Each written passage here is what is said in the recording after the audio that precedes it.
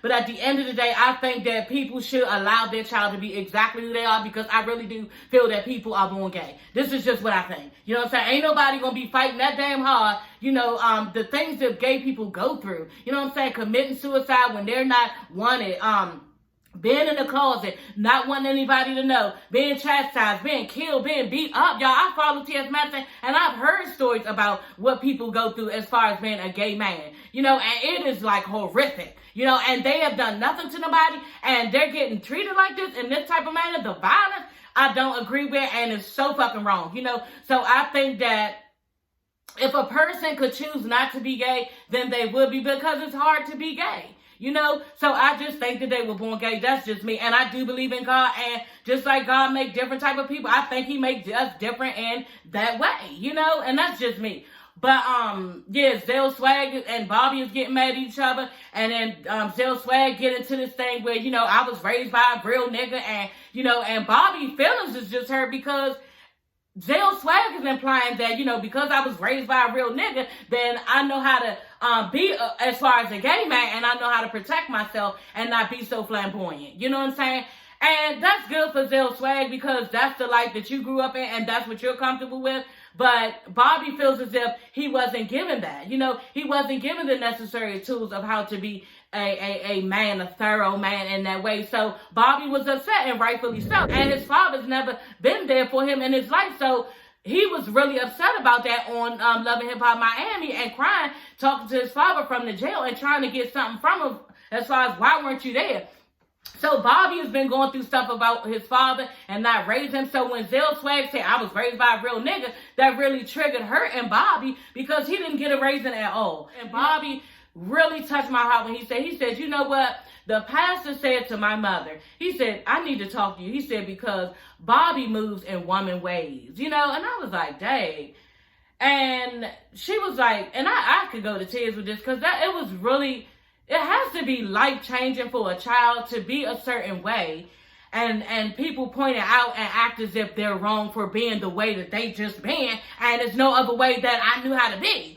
And Bobby was like, the pastor said to my mother, your son moves in woman ways. He has his hands out when he walks, and that's not the way of a man. And Bobby was so hurt, and I was like, oh my God, I was almost in tears, y'all.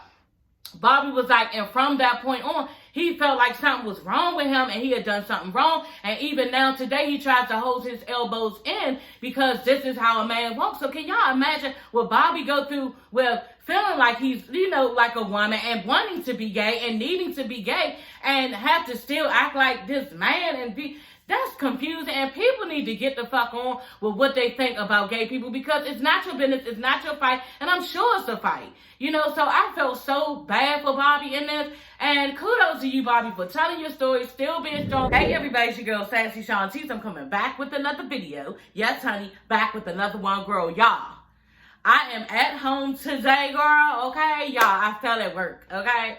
And coming on here, I'm doing this video. I didn't put my wig on. I put some lashes on.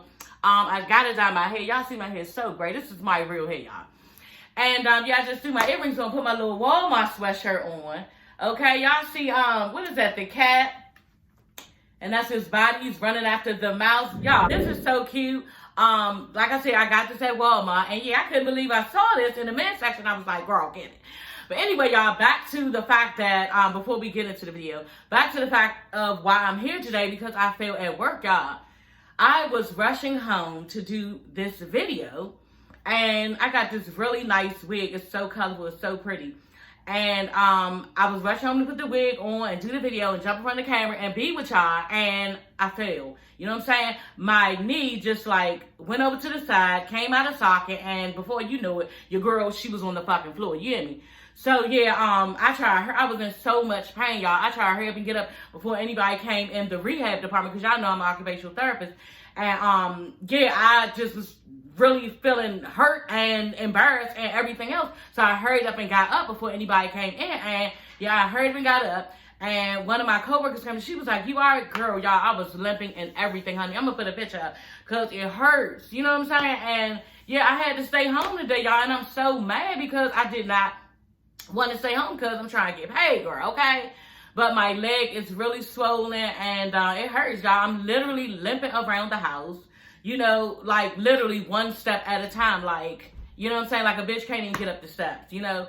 So, yeah, my husband put ice on it last night. We kept doing rotations of ice. My stepdaughter was like, do the warm compressors. I did that this morning, but we put ice on it last night. And what else? I put he gave me them little Novocaine patches for the leg, whatever cane patches for the leg. And it was good last night. I just knew I was going to work today, y'all. And all of a sudden, like this morning when I woke up after last night, it was just like totally stiff. Like I had just fallen. And yeah, so your girl, she ain't at work. My leg is hurting. I got the shit like stretched out, y'all. So I'm here. Bitch ain't got on no wig. You know, fucking, I ain't even care. But y'all, let's get into this 7th episode of Love and Hip Hop Family Reunion, okay? So the episode starts off with, from the last episode with Cisco bitch ass, okay, y'all? Trying to come for Safari, and Safari like, look, don't check me. Don't act like you checking me. Look, I told you what the reason was, and if you don't get it, I don't give a fuck, you know? So Safari is just like, you know, you acting like a bama, and you are because you're just doing too much. And Cisco, I don't even know if this is some type of like storyline for you or you don't have one, because you're just trying to make something up. You just keep trying to make something an issue, and it's just fucking annoying, you know? But anyway, Safari was like, yeah, say something else stupid, and like threw a rock at him, and he deserved it. Like, you're doing too much. You know what I'm saying? Like, why do you have to like keep making up shit to have a problem with somebody? And then on top of that, y'all, why would he bring this to Safari when he is in the middle of, you know, infidelity issues with his wife? Like, the nigga's just dumb. Ooh, my leg. Ooh, I can't be doing that. But yeah, y'all, he's just dumb, and Cisco needs to get a life. So Safari, y'all, is sitting down with Booby, Marcus, and I think Stevie dumbass, because he's so stupid. He be saying the dumbest shit. And he just saying how, you know, I didn't want to get into it with Cisco like that. You know, it's just not me. Like, and it's true, like, Safari usually, like, you know, the life of the party. He's just full of life, you know, and he just doesn't get into stuff like this. And usually he would be the one sitting back trying to pull somebody back. So, and I was with Booby on this, you know, don't let nobody steal your joy. Like, that was done. We know who you are, and just leave it alone. So, Tyra and Peter, okay? They are the last ones to leave, you know, outside with everybody kicking a bobo after Cisco and Safari got into it. And he's telling Tyra, yeah, you want me to walk you to your room? And she like, okay, no thank you, okay? You can use those lines on somebody younger, honey. Been there, done that, and already got 3 kids. And I'm just like, damn, bitch, I didn't know she had 3 kids on him. Like, I might have forgot, you know what I'm saying? But she did have, like 2 kids. I didn't know she had 3, you feel me? So, yeah, she was saying how, you know, she just don't need it. That's old news, and she ain't trying to go down that line. But I'm just like, damn, Peter, you really did dirt to somebody you made 3 kids. Like, you couldn't make that right.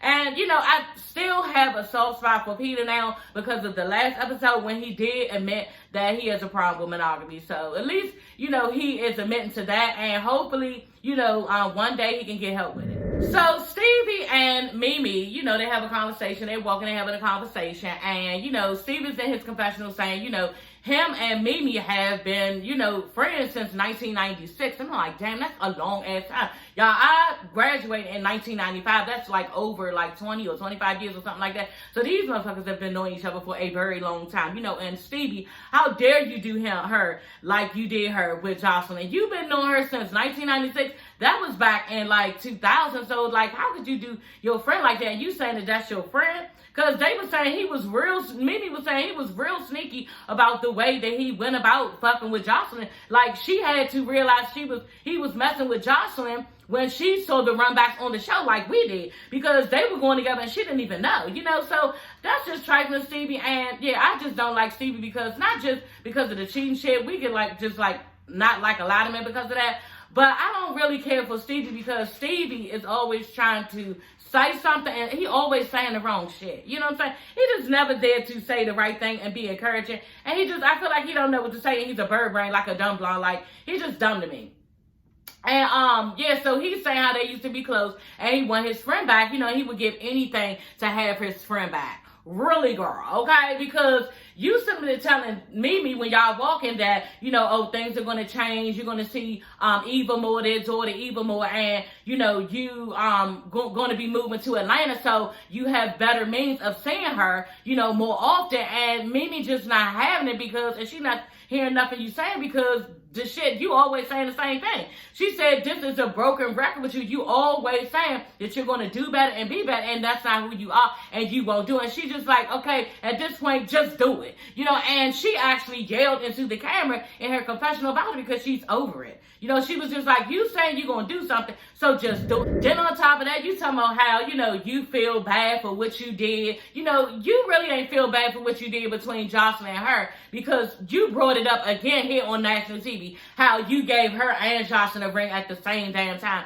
So you was trying to bring that back up, and it really didn't need to be brought back up because we already know what happened. I just feel like, you know, with you saying you gonna come, she said he say he gonna come and he don't. Like, and I've been through that. You know, with my son's father, I told y'all before I was married to my husband 15 years ago, I was going through baby mother and baby father drama. You know what I'm saying? And this motherfucker, and I ain't saying no names, would just tell me that he was coming to see my son, and this motherfucker just never showed up. And the little nigga in the window looking for your ass. You know what I'm saying? And the other parents, my husband and me, had to explain the shit. And even before my husband came, I had to explain the shit to my son. So I just don't fuck with niggas like Stevie who do this type of shit. Either you need to stay in the person's life or just stay the hell away. But don't be telling a child that you're going to come and you know you're not coming. Like, who tells a child that they come and then all of a sudden, oh, something comes up. Okay, I'm going the other way. And I'm just like, fuck your child. Like, I don't understand it. This issue came up for me when this came on, and I was just like, I'm going to speak on it because it's the truth. And other people go through this shit all the time. I'm glad I'm not going through it anymore, but this is the truth of what people do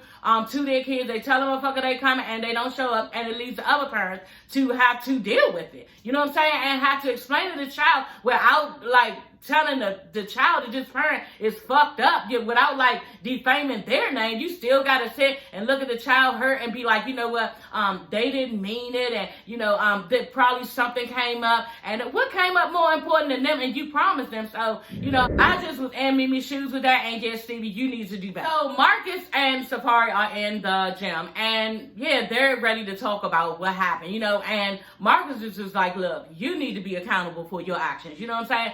And Safari gonna be like, well, his first thing, y'all, was like, you know what? Well, even if it's not true, yeah, because it is. Marcus was like, no, so you didn't send no female, no flowers, you know what I'm saying? And he was like, no, still like denying it and everything, you know, and Marcus was getting pissed off and was like, look, if you don't handle how a woman feels properly, okay, she's going to erupt, okay? And Marcus was full on right about this situation. You need to be accountable and tell this bitch that, you know, you did it because y'all wasn't together at the time. You know what I'm saying? You even saying, we all with you, Safari, you know what I'm saying, that y'all was not in a good space, that she filed for divorce. So why don't you just fucking admit it? But on Safari's side, I can understand how he feels. He's not trying to hurt his wife. You know what I'm saying? And that's probably where it's coming from. If he admits to this, that will be admitting to the fact that I think he fucked the bitch. You know what I'm saying? Because if you admit the fact that, okay, you sent her some roses, then she's not going to just be okay with that. She's going to say, okay, the next thing, well, did you fuck her? You know what I'm saying? That's the real question that she probably want to know. So Safari is trying to prevent certain things from coming back with him because he just wants to stop the whole situation in its tracks, and you cannot do that because the ball is still rolling and she needs something from you and you need to tell her the truth. Safari needs to tell her, you know what, look, I sent her some roses, you know, we were having problems at the time, you know, and, you know, it's nobody else that I would rather be with than you. You know, in this world, I would rather be with nobody than you, but we were having problems at the time. She's attractive, and yeah, I just slipped up. She liked me, and I slipped up and felt like, you know, good about it. And I went on and sent her some roses because I was feeling down about myself, you know, and throw it back on that bitch. You know what I'm saying? Be like, you know, I was afraid because, you know, you was divorcing me and I didn't know how to feel and I was really sad and I didn't know what to do. And, you know, I just needed somebody to validate me at the time because that's probably what happened any fucking way. You know what I'm saying? And if that's what happened, he needs to just say it. But at the end of the day, you got to give her something more than that because that is not enough that you did not do it because her mind is going all over the place with what could have possibly happened. But another thing is you might be embarrassed that you did it. You know what I'm saying? You might be embarrassed that you look like the motherfucking groupie because they said this bitch is an IG model. So maybe you was being a groupie, like I said, and was all gung-ho about this bitch since Erica didn't want you and you was with it and about it. You know what I'm saying? But at any rate, if you just go ahead and apologize, maybe Erica will be okay with it and y'all can keep trying to work it out. And then after that, that's on Erica because you told her the truth. You know, a motherfucker can't even fault you for nothing after you told the truth. It's nothing else. Then you can start saying, it's nothing else. Like, what do you want from me? It's nothing else that I can give you because I've already told you the truth. So there's nothing else to get, you know? And I wouldn't blame you if you did fuck her and you didn't want to admit it to Erica. That's something that if she doesn't know, then why tell her? You know what I'm saying? I agree with that. But at the end of the day, sending some roses, like, yeah, you sent it and the whole world saw you sitting there with the bitch at the table. So, yeah, let's just leave it alone and go ahead and admit it, y'all. But he did, okay? He admitted it to us, to the whole world. Okay, yeah, I sent the girls some flowers, you know what I'm saying? And I'm so glad that I talked to Marcus about it because he has a way of getting it out of me. And, you know, I just trust Marcus on a lot of stuff. And I'm just like, okay, girl, you had to go through all of that just to tell the truth. Like, we already knew it was the truth. And that's what I don't understand about people. You know what I'm saying? I know that I'm not going to act like I'm always, you know, like, transparent. You know what I'm saying? But in certain, most situations, I am. Y'all can ask my husband, like, just be honest. You know what I'm saying? If I offended him, you know what I'm saying, any type of way, if I did something to him and he brings it up later or at that moment, I just be like, oh my God, are you serious? Like, I didn't even know I was doing that. You know what I'm saying? And y'all know I got a motor mouth. You know what I'm saying? So I'll probably be doing shit, saying shit to my husband that I don't even know. And sometimes he says something about it and sometimes I guess he don't. But when he does, I make sure that, you know what, baby, I apologize. You know what I'm saying? Like, I didn't even know what I know I was doing it. And, you know, sometimes if I did know I was doing it, then, you know, you still need to apologize because we just being us and nobody perfect. But the bottom line is just to apologize and let the shit go instead of keep giving it legs to keep going and making the relationship worse. And then on top of that, just like Marcus was saying, what do she have to go on if she can't trust you? You know, this is what Marcus said, and it made so much sense. Marcus just told Safari, you know what I'm saying? You need to be accountable for what you've done. You know what I'm saying? Because it's going to be very difficult for Erica to trust you again if she's not healing. You know, so at the end of the day, I was, again, like I said, glad that he did, you know, go ahead and apologize to us, girl. But you need to be apologizing to Erica. You know what I'm saying? And then on top of that, I already know how Erica gonna go. No matter what you say to this bitch, she gonna spaz out, and that's just how it is. So basically, y'all, and I ain't gonna spend too much time on this because y'all know I can't stand Cisco, but Jonathan brings Cisco and San to talk, you know, together. And I was just like, what? This is just dumb. Like, why do they even get... I guess they gotta let us see them talk it out and make it up, but I really didn't give a fuck because Cisco is dumb. You know what I'm saying? You said you was gonna produce her record that she made for her brother. You know what I'm saying? Because he killed himself. You know what I'm saying? And then you had the audacity to take it back after, you know, she told you that she wasn't interested in you, you know, as far as a relationship. So you took that song back and she was really, really hurt about it.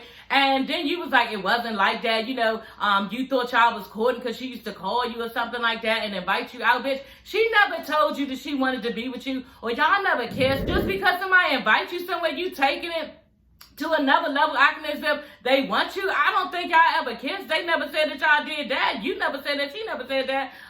Did y'all ever spend any late nights talking on the phone? Having pillow talk over the phone, you know, did she ever like tell you she really liked you, looked you in your eyes, and really gave you a serious ass vibe as if she wanted you? Like, I don't think any of that went on. So why would you think that this bitch wants you like that? Anyway, when she told you that you decided to make that song your own and take it from her or whatever, and I just thought that was fucked up. She thought it was fucked up. Sen was crying, you know, he apologized saying it wasn't like that. Basically, like Sen said, now you're trying to take it and throw it back on me because you're looking stupid and crazy and don't give a fuck about nothing that's going on. Just trying to make yourself look as if you're not wrong, you know, and just like Sen said, he's wrong for doing the shit, and just like she told him, you know, so if I would have gave you some pussy, would it be an invoice then? Because he kept saying, yeah, and then after that, even though, you know, we wasn't rocking each other like that, okay, it still had to be an invoices that need to be paid and everything, and just like she said, okay, well, if I would have gave you some pussy, then would it have been invoices then? You know what I'm saying? And then he wouldn't answer the question. We all know what it was and what it would have been. She would have got the whole shit for free in the studio, free studio time, free song, all that shit, because she was giving him some pussy. So don't nobody want to hear that shit from Cisco. She started crying, like I said, about the situation. He offered the song back. She was like, I don't want it. You know what I'm saying? I don't want the song back because it's too much attached by that song. Like, it's too much that has happened. You know what I'm saying? You took it back because I wouldn't give you some pussy. Like, that song has bad vibes on it, and she's probably already gotten over the thing with her brother committing suicide and some of the hurt. So she's probably not trying to really revisit any of that because all of that is bad vibes, and I don't blame her. You know, you want to give me some shit back, bitch. On top of that, first of all, girl, I don't want nothing from you, girl, okay? Nothing at all. So, yeah, I was glad. Sam was like, no, thank you, girl. They hugged it out, and I was glad. She was like, you feel better? And he was like, yeah, now I do like a creep. Why? Because you pressed all up against it. This nigga's a creep. He is the real Creep Squad member, okay? Like, this nigga's creepy as all outdoors, and, yeah, he walked off. I was just like, ugh, you are disgusting. Spiteful and vindictive. That's all he is. Okay, y'all, this gay conversion therapy, okay? So Jonathan said that his mother basically, you know, took him to a gay conversion therapy. And that's basically where you have like things on your body and you're shocked because they're trying to take the gay out of you or trying to like make sure that you're not gay, you know? And he was like, his body was so, you know, shocked up. Like, he got a bunch of testosterone, you know, pumped into his veins. And he was weak and had to be carried out on a stretcher, you know. And testosterone, that's like manly hormones to, I guess, make you not, what, like gay? Not make you like men? I don't know. But that's just weird and creepy to me. And that's really messed up that somebody would allow their child to go through that. And I'm not talking about Jonathan's mothers, but I know goddamn well I don't give a fuck what was wrong with my child, but you're not pumping nothing in my child's veins. You feel me? So I just didn't agree with that. I wasn't rocking with Jonathan's mother on that, and that was just fucked up. You know what I'm saying? And then to see your baby go out on a stretcher because he's so, like, weak from the situation or whatever he went through from the situation is terrible, cruel, and mean. So Jonathan has a friend, and he is from the organization Born Perfect, okay? A gay organization, and they're there. They want to spread awareness to everybody, you know, what happens in this gay conversion therapy stuff. You know, it needs to stop, and that shit's there, and it's wrong, and nobody should be doing that to anybody, not child, not man, anybody. You know, it just doesn't need to be going on because how you gonna try to kill somebody's gayness? That's like crazy to me. And for somebody to allow their child to go through that, like, that's crazy. So yeah, they're there, and you know, Jonathan has to dismiss him later on because yeah, it gets crazy, okay? Jonathan's there talking about gay conversion therapy and how it's bad and how we shouldn't allow people to go through it and what effect it can have on a person who's gay. You know, people become suicidal, they get bullied, all this stuff. And then all of a sudden, Amina just bursts out yells that, you know, Peter didn't want his son to be a ladybug for Halloween. You know, and everybody just looking at her. I don't know if she saw everybody looking at her sideways, but bitch, you ain't have to bring that up just now. And that was really cruddy. You know what I'm saying?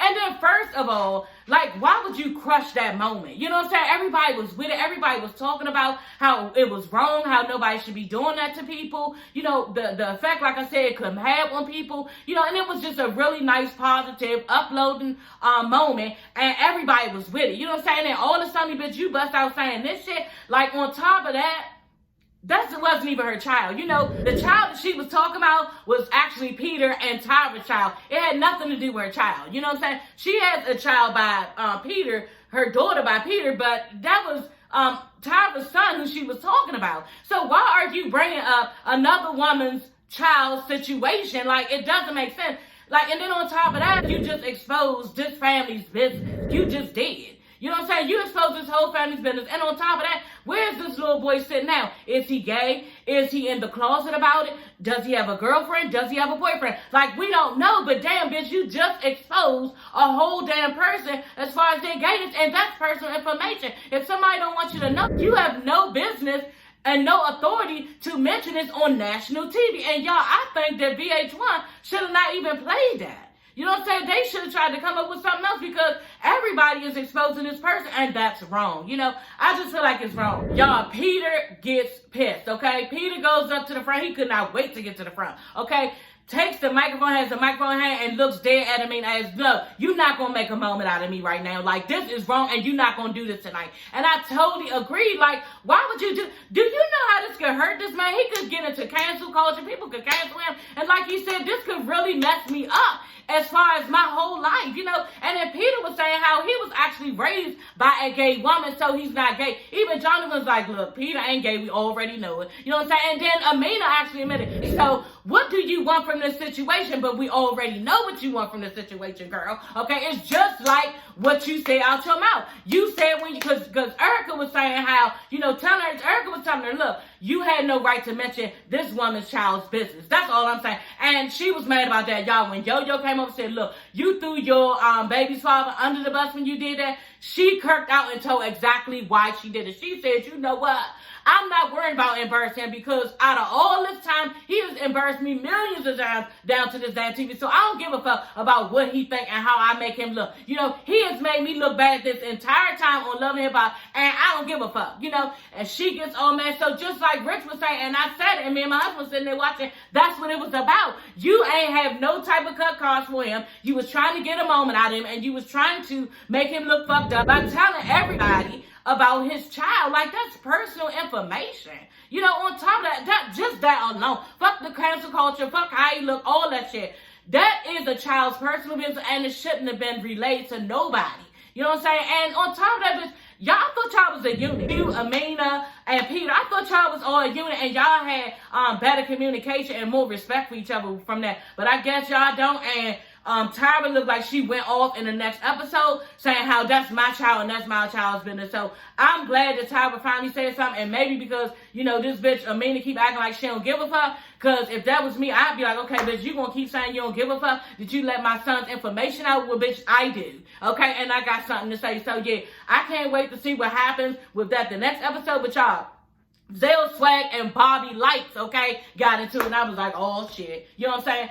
They was mad because Zell Swag was basically taking up for Peter, saying how it wasn't wrong for him to, because Peter was saying, I forgot to tell y'all this, Peter was saying, like, look, okay, when he saw his son want that Ladybug costume, it was pink, it had stockings, and he was just trying to explain to his child that this is basically what women wear, you know. I don't believe that. I believe what Amina said, and this motherfucker went off. You know what I'm saying? Y'all know black fathers. I'm not going to sit up here and sugarcoat shit. I'm sure that, you know, Peter was very upset. I don't know what he said. I'm sure he didn't go off on a 4-year-old. But at the end of the day, he said more than, oh, yeah, this is for women, because that's not how it is in a black household. You know what I'm saying?